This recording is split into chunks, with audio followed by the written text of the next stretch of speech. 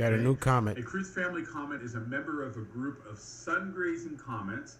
It's thought that it originated with a massive comet, a very large comet. It was a single giant comet that grazed by the sun, and the sun's gravity broke it apart and centuries ago. And so now these fragments show up. So we got a new comet. I'm gonna take a look, and here's where it's located at right now. Comet 2026 A1 map.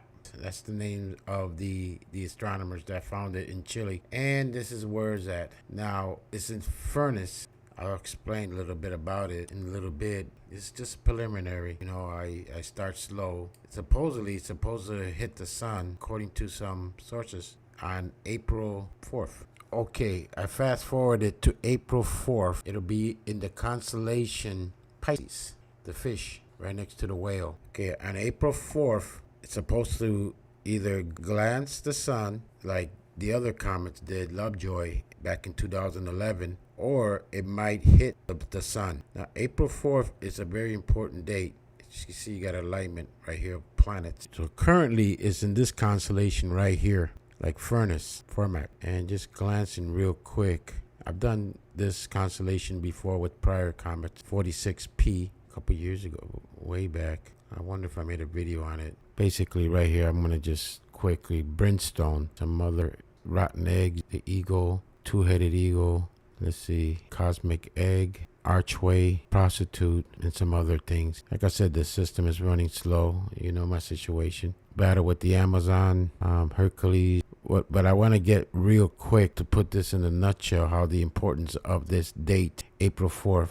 There's some records of this possible comet being around during the time of Christ. Apparently it was a big, gigantic comet, and it broke apart, and that's why we get these sun glazers all the time hitting the sun. Those are remnants, fragments of what was once upon a time a big, gigantic comet. So apparently it broke apart. So I just throw this in here into the mix. I did studies on this a long time ago. As you can see, Grandpa's it's not as energetic like he used to be. You know what I'm saying? Especially left with what he was left with. Robbed. I still have eyes on 3i. If you check out Ray, I'll put a link down below. I'll put a link down below on a lot of people that's already covered it, so I could skip right to the point, the connection with the Lord and signs in the skies. Now this year, Good Friday falls on the 3rd. On the 4th, it'll be Holy Saturday. That's where the eternal flames, there's a place in Jerusalem where the Holy Flame occurs. It just happens to fall on the Holy Flame, on the Holy Week, Saturday, April 4th.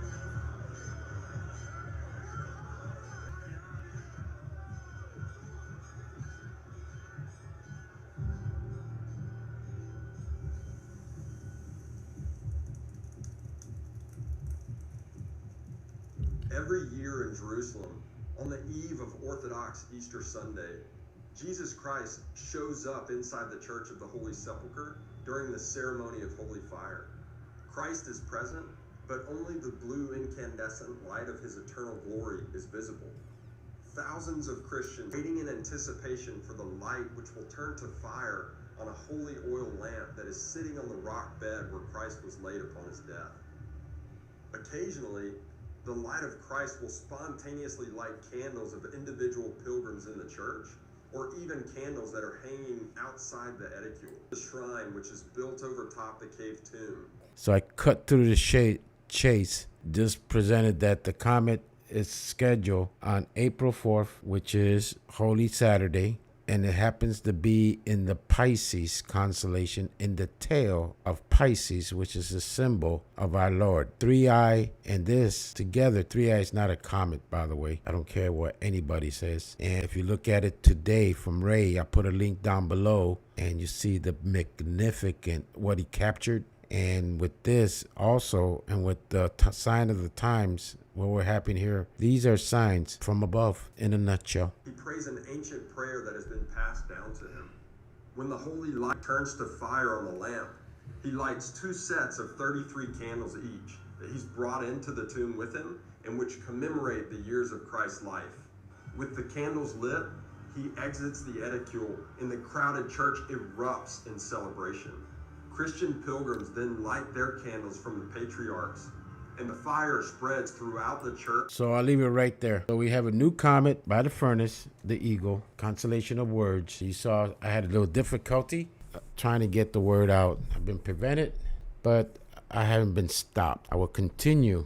I've done comets for a long time, so a lot of you know, just look at my history. This here is a sign, plain and simple. Throughout the city of Jerusalem and literally around the world, local Christians who attend the ceremony will carry the flame to their homes and churches in Jerusalem.